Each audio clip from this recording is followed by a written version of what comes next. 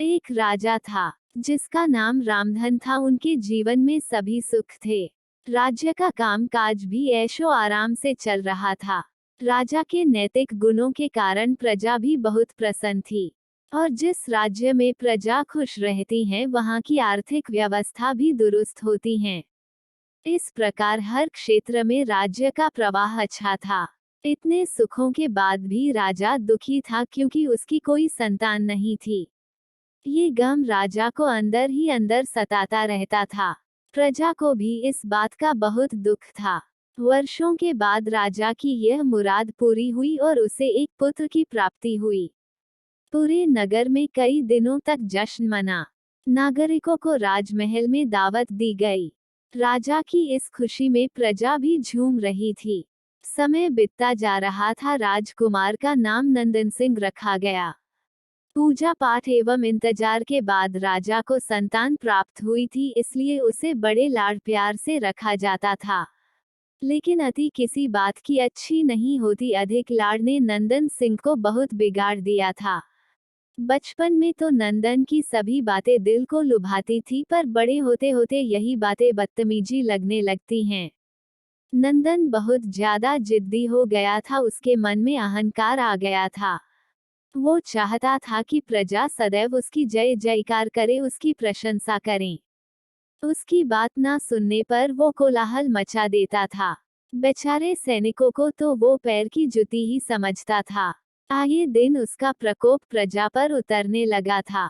वो खुद को भगवान के समान पूजता देखना चाहता था। आयु तो बहुत कम थी लेकिन अहम कई गुना बढ़ चुका था। नंदन के इस व्यवहार से सभी बहुत दुखी थे। प्रजा आए दिन दरबार में नंदन की शिकायत लेकर आती थी, जिसके कारण राजा का सिर लज्जा से झुक जाता था। यह एक गंभीर विषय बन चुका था। एक दिन राजा ने सभी खास दरबारियों एवं मंत्रियों की सभा बुलवाई और उनसे अपने दिल की बात कही कि वे राजकुमार के इस व्यवहार से अत्यंत दुखी हैं। राजकुमार इस राज्य का भविष्य हैं। अगर उनका व्यवहार यही रहा तो राज्य की खुशहाली चंद दिनों में ही जाती रहेगी। दरबारी राजा को सांत्वना देते हैं और कहते हैं कि आप हिम्मत रखें वरना प्रजा निस्सहाय हो जाएगी। मंत्री ने सुझाव दिया कि राजकुमार को एक उचित मार्गदर्शन एवं सामान्य जीवन के अनुभव की जरूरत है। आप उन्हें गुरु राधागुप्त के आश्रम भेज दीजिए। सुना है वहां से जानवर भी इंसान बनकर निकलता है। ये बात राजा को पसंद आई और उसने नंदन को गुरु जी के आश्रम भेजा। अगले दिन राजा अपने पुत्र के साथ गुरु जी के आश्रम पहुंचे। राजा ने गुरु राधागुप्त के साथ अकेले में बात की और नंदन के विषय में सारी बातें कही। गुरु जी ने राजा को आश्वस्त किया कि वे जब अपने पुत्र से मिलेंगे तब उन्हें गर्व महसूस होगा। गुरु जी के ऐसे शब्द सुनकर राजा को शांति महसूस हुई और वे सहर्ष अपने पुत्र को आश्रम में छोड़कर राजमहल लौट गए। अगले दिन सुबह गुरु के खास चेले द्वारा नंदन को भिक्षा मांगकर खाने को कहा गया, जिसे सुनकर नंदन ने साफ इनकार कर दिया। चेले ने उसे कह दिया कि अगर पेट भरना है तो भिक्षा मांगनी होगी और भिक्षा का समय शाम तक ही है, अन्यथा भूखा रहना पड़ेगा। नंदन ने अपनी अकड़ में चेले की बात नहीं मानी और शाम होते होते उसे भूख लगने लगी, लेकिन उसे खाने को नहीं मिला। दूसरे दिन उसने भिक्षा मांगना शुरू किया। शुरुआत में उसके बोल के कारण उसे कोई भिक्षा नहीं देता था, लेकिन गुरुकुल में सभी के साथ बैठने पर उसे आधा पेट भोजन मिल जाता था। धीरे धीरे उसे मीठे बोल का महत्व समझ आने लगा और करीब 1 महीने बाद नंदन को भरपेट भोजन मिला, जिसके बाद उसके व्यवहार में बहुत से परिवर्तन आए। इसी तरह गुरुकुल के सभी नियमों ने राजकुमार में बहुत से परिवर्तन किए, जिसे राधागुप्त जी भी समझ रहे थे।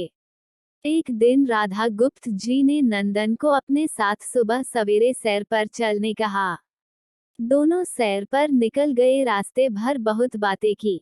गुरु जी ने नंदन से कहा कि तुम बहुत बुद्धिमान हो और तुम में बहुत अधिक ऊर्जा है, जिसका तुम्हें सही दिशा में उपयोग करना आना चाहिए।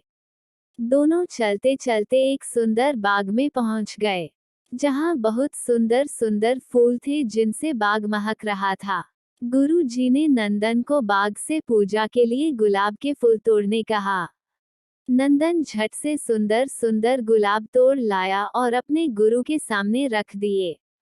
अब गुरु जी ने उसे नीम के पत्ते तोड़कर लाने कहा।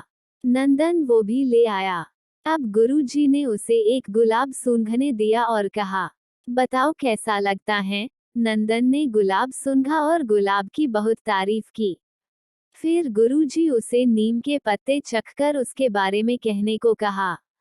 जैसे ही नंदन ने नीम के पत्ते खाए उसका मुंह कड़वा हो गया और उसने उसकी बहुत निंदा की और जतर कतर पीने का पानी ढूंढने लगा। नंदन की ये दशा देख गुरुजी मुस्कुरा रहे थे। पानी पीने के बाद नंदन को राहत मिली। फिर उसने गुरुजी से हंसने का कारण पूछा।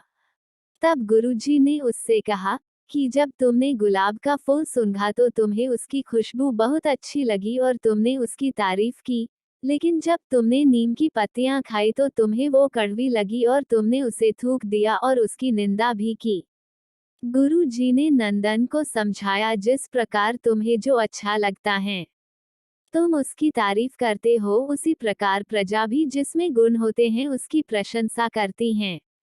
अगर तुम उनके साथ दुर्व्यवहार करोगे और उनसे प्रशंसा की उम्मीद करोगे तो वे ये कभी दिल से नहीं कर पाएंगे। इस प्रकार जहाँ गुण होते हैं वहाँ प्रशंसा होती है। नंदन को सभी बातें विस्तार से समझ आ जाती हैं और वो अपने महल लौट जाता है। नंदन में बहुत परिवर्तन आता है और वो बाद में एक सफल राजा बनता है। कहानी की शिक्षा। गुरु की सीख ने नंदन का जीवन ही बदल दिया। वो एक क्रूर राजकुमार से एक न्यायप्रिय दयालु राजा बन गया। इस कहानी से हमें यही शिक्षा मिलती है कि हम में गुण होंगे तो लोग हमें हमेशा पसंद करेंगे, लेकिन अगर हम अवगुणी हैं तो हमें प्रशंसा कभी नहीं मिल सकती।